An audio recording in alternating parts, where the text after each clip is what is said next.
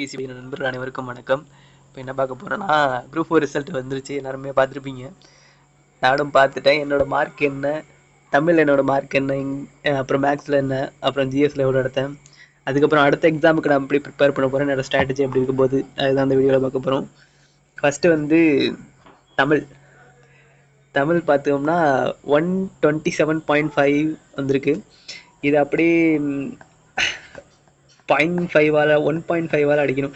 நிறைய பேருக்கு வந்து இது எப்படி பண்ணணும்னு தெரிஞ்சிருக்காது, ஒரு சில பேருக்கு தெரிஞ்சிருக்கும். 1.5 அடிச்சிங்கன்னா இதுக்கான உங்களுக்கு எத்தனை கொஷின் போட்டிங்கன்னு கண்டுபிடிச்சிடலாம். இது அடித்தோம்னா எவ்வளோ வருது எழுதி வச்சுருந்தேன் இங்கே 85 வருது. தமிழில் 85.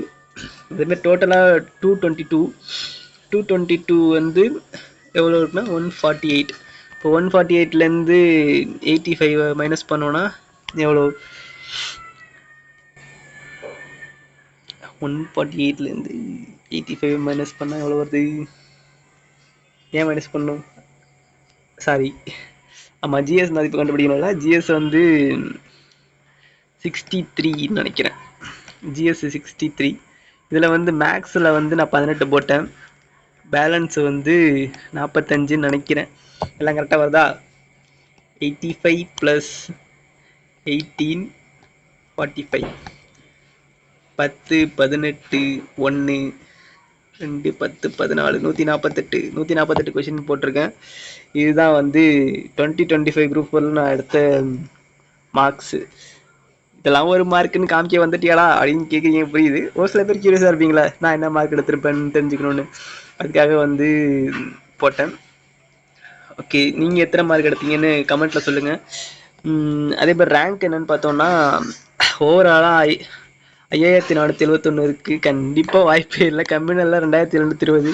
ஏதாவது ஒரு 300குள்ளே இருந்தால் வேணால் சான்சஸ் இருக்குது. சரி, இதில் தான் அப்படி பார்த்தா ஃபாரஸ்ட் கார்டில் ஏதாவது சான்ஸ் இருக்குன்னு பார்த்தா ஃபாரஸ்ட் கார்டெலாம் 100குள்ளே இருந்தால் தான் கிடைக்குங்கிறாங்க, என்னன்னு புரியல. சரி பார்ப்போம். ஃபாரஸ்ட் கார்டில் கம்யூனில் 1506 இருக்குது. அதே மாதிரி வாட்சரில் வந்து 1619 இருக்குது. கண்டிப்பாக சான்ஸே இல்லை. அடுத்த எக்ஸாம் தான் கண்டிப்பாக படிக்கணும். அடுத்த எக்ஸாமுக்கு வந்து நான் RRB plus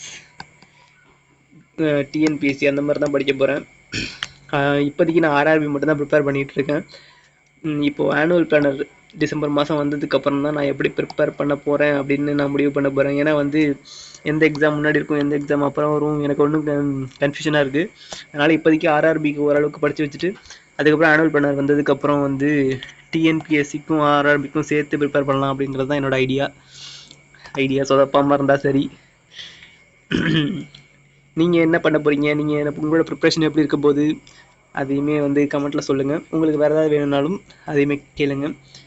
okay, all the best. Thank you.